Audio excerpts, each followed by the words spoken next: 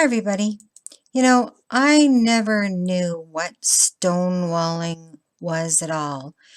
It's just that I was finding it extremely difficult to communicate with the people in my family. And I've come to realize that it has to do with these personality disorders. And I've been shut down from proper communication. So let's just have a look at stonewalling. Stonewalling is when you are shut down completely from communication. The people refuse to take you seriously. They refuse to engage in discussions of your concerns. They might ignore you. Okay, ignore your email messages, ignore your phone messages, ignore you on Facebook. Okay, they might dismiss you, um, express that they're, just tired of listening to you, listening to your concerns, or they might listen without offering thoughtful, respectful responses, and then pretend that they actually have listened. Or they may listen at length, but then later on complain about it. They're basically unthoughtful, they're lazy, they're dismissive, or flat out non-responsive, and especially with regard to your feelings and concerns. And the way that it makes you feel as though they have nothing but contempt for you. And they don't take any responsibility in it either. They depict you as a windbag who doesn't know when to stop talking, or who's always making trouble or looking for trouble, without recognizing or owning their own refusal to listen and determination not to listen. That they are the ones who are actually provoking passive-aggressively your very instincts to talk and to pursue them until they give a meaningful response.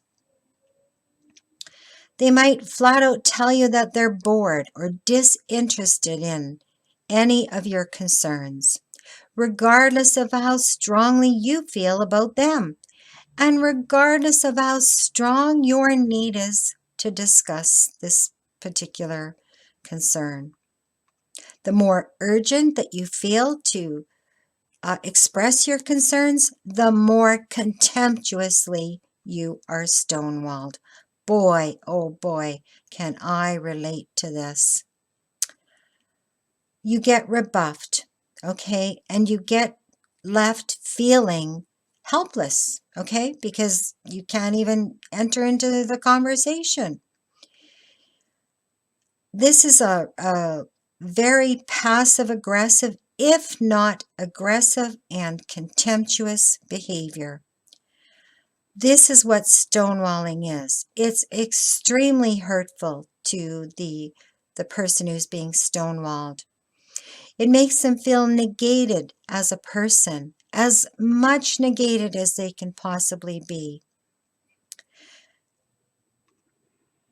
You don't have to have a personality disorder to stonewall, okay? But stonewalling is often consistent with a sort of a ganging up on a person, especially when a person is ostracized. This act of stonewalling contains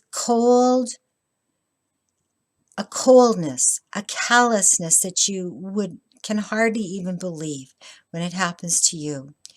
Their absence of empathy for the stonewalled party is just incredible, okay?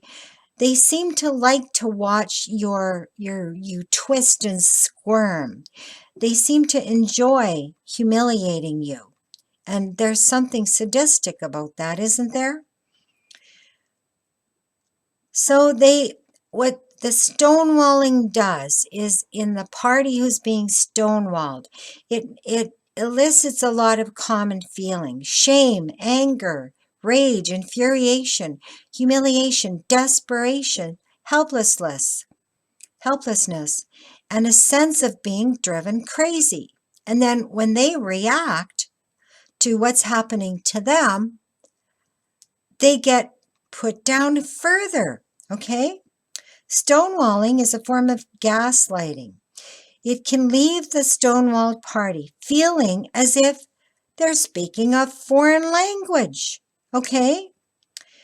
And the other people just simply refuse to talk, refuse to listen, and it actually makes you feel crazy, okay? They'll accuse you of not speaking comprehensively in the first place because you're angry and you're reacting to what's happening to you. It makes you furious. Stonewallers are seriously disturbed communicators. Their indifference to the stonewalled party's experience can be chilling. Their stonewalling reflects a character pathology. They won't change. They'll always be stonewallers. They're destructive, okay? And you should, consider for your dignity and your sanity just, separating yourself from them, okay? They rarely take responsibility for stonewalling you. You need to stop banging your head against the wall trying to communicate with these people because they're not reachable. And you're left feeling futile, hopeless, depressed. It's not in your head. It's actually real. And that's the way you will feel and you will experience when you're being stonewalled. Now, the thing is, when I go through this, what one has to realize is when you come with a family that has narcissism in it, the narcissist manipulates the entire family against you, and they garner pleasure from doing so. And one of the tactics they use is they get everybody else to stonewall you, to refuse to talk to you. And it's a really sure sign that you don't want to have a relationship with a person if they do this to you. And if it's happening in your family, you need to point out to them that they are being manipulated against you. If you can somehow get through to them. But honestly, I've been trying to get through in my own family now for many, many years. And it just seems to get worse and worse and worse. So eventually you're left all by your little lonesome and you're the good one. And you're being accused of being the bad one. So anyhow, thank you very much for watching this video. I hope it was educational to you. If you thought so, please like it and share it and subscribe to my channels. Join me or follow me on Facebook. Marcia signing out.